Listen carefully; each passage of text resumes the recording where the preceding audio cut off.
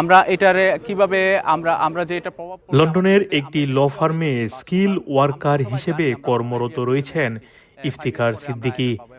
12ই মে যুক্তরাজ্য সরকারের white paper প্রকাশিত হওয়ার পর দুশ্চিন্তা ভর করছে তার উপর, যেখানে তিনি 5 বছর অপেক্ষার পরই আইএলআর এর জন্য আবেদন করতে পারতেন, সেখানে হয়তো 10 বছরও অপেক্ষা করতে হতে পারে তাকে। তারপর আমরা যদি 10 ইয়ার্স হয়ে যায়, আমাদের সবার প্ল্যান হয়ে যাবে, সবার আমরা আসলে বিভিন্নভাবে আমাদের বিপর্যস্ত হব।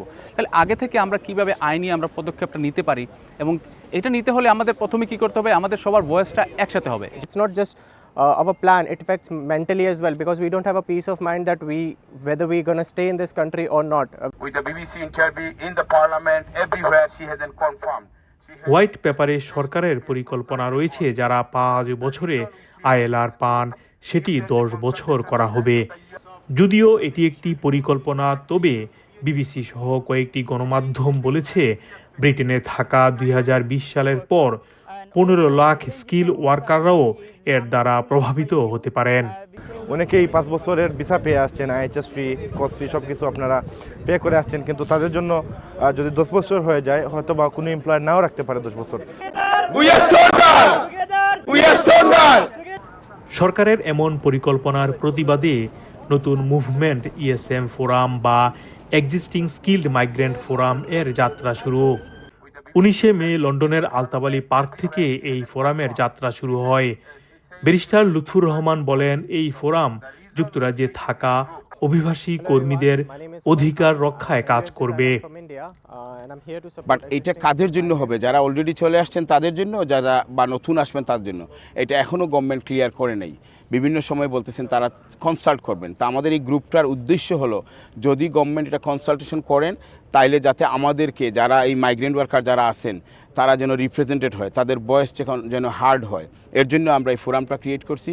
ইএসএম ফোরাম যাত্রা অনুষ্ঠানে লন্ডনে বসবাসরত স্কিল ওয়ার্কারদের পাশাপাশি আইনজীবী ও ব্যবসায়ীরা অংশ নেন। আমাদের এশিয়ান কমিউনিটি 10.3% কন্ট্রিবিউট করে জিডিপিতে। তারা বুঝতে পারছেন যে আমাদের যে কন্ট্রিবিউশনটা আসলে ফেলে দেওয়ার মতন নয়, আমরা অনেক কন্ট্রিবিউট করি এবং প্রতিটি স্কিল মাইগ্রেন্টই কিন্তু কন্ট্রিবিউট করছে, যেই ন্যাশনালিটি থেকে আসুক না কেন। সরকার মনে করে হোয়াইট পেপারে পরিকল্পনা বাস্তবায়নে অভিবাসন কমাতে সাহায্য করবে, কিন্তু গবেষণা ও বিশেষজ্ঞরা বলেছেন এতে অভিবাসী পরিবারগুলোর মধ্যে অনিশ্চয়তা, চাকুরিতে শোষণ আর বাসস্থানের সমস্যা আরও বেড়ে যেতে পারে।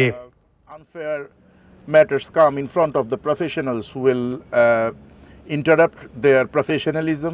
And also the changing the rules suddenly is unlawful in my view, because when you see the terms and conditions on the visa, initially when they switch their visa, you cannot violate the terms and conditions. This is very important to recognize, and also the government should come up with something which really values existing skilled worker. Skilled worker rule যারা already আইছেন এই দেশে, at least তারার জন্য 5 ইয়ার্সে সেটেলমেন্টটা দেওয়া হয়।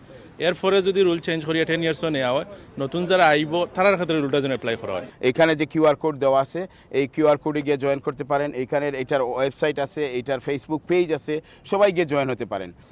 Facebook সহ অন্যান্য সোশ্যাল মিডিয়ায় এই ইএসএম ফোরামের সাথে সংযুক্ত হওয়া যাবে। 10 বছরের প্রতিবাদে সরকারি পিটিশনে সাইন কর্মসূচিও চালু করা হয়েছে। পিটিশনে 1 লাখ সাইন হলে বিষয়টি পার্লামেন্টে আলোচনার জন্য উঠে আসবে। মোহাম্মদ আব্দুল হান্নান, 2A নিউজ, যুক্তরাজ্য।